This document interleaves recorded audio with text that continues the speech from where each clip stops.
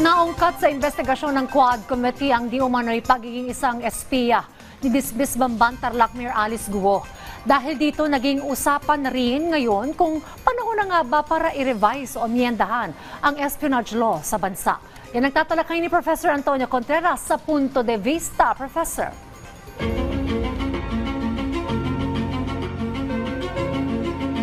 Maraming salamat Dayan at magandang umaga. Welcome back.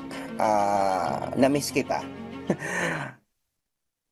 Espiya nga ba talaga si Alice Guo or also known as Di Umanoga Guwaping? Now, sabi ng documentary ng Al Jazeera, yung 101 East, ay sinasabi na siya ay isang espiya at siya ay binuko ng isa ring espiya na nakakulong ngayon sa Thailand.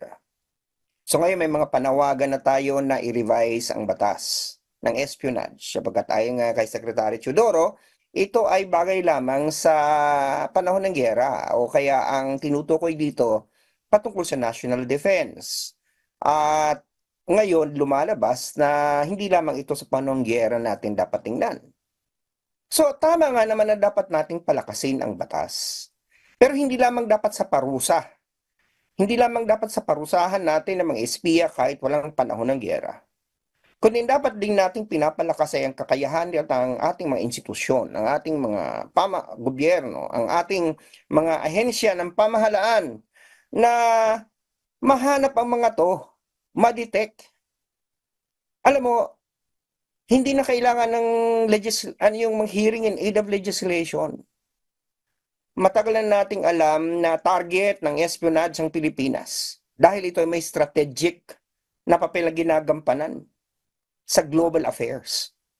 So ang tanong, ano bang ginagawa ng ating pamahalaan dito? Yun ang dapat nating palakasin.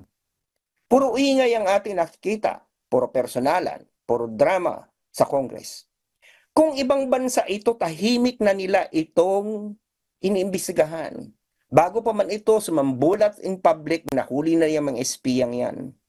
Pero sa atin ngayon, medyo may pagka-spectacle ang ginagawa, teatro. Hindi na issue dito si Alice Guo, sapagkat siya ay maaaring isa lamang. Siya ang magkapapasalamat tayo at nagkaroon ng hearing na ilabas ito mga issue na to. Pero kung ginawa lang sana natin ang trabaho, ay siguro hindi na kailangan ng hearing na ganito, matagal lang nahuli siya. Ganon ang paglaban sa espionage. Ang paglaban sa espionage, secrecy din ang gagamitin mo. Hindi yung puro tayo daldal, puro drama, puro teatro. Inuulit ko, kailangan nating palakasin ang batas. Pero ang batas hindi lamang yung parusa. Kailangan natin ng institusyon. Kailangan natin ng mga proseso. Kailangan natin ng mga protokol.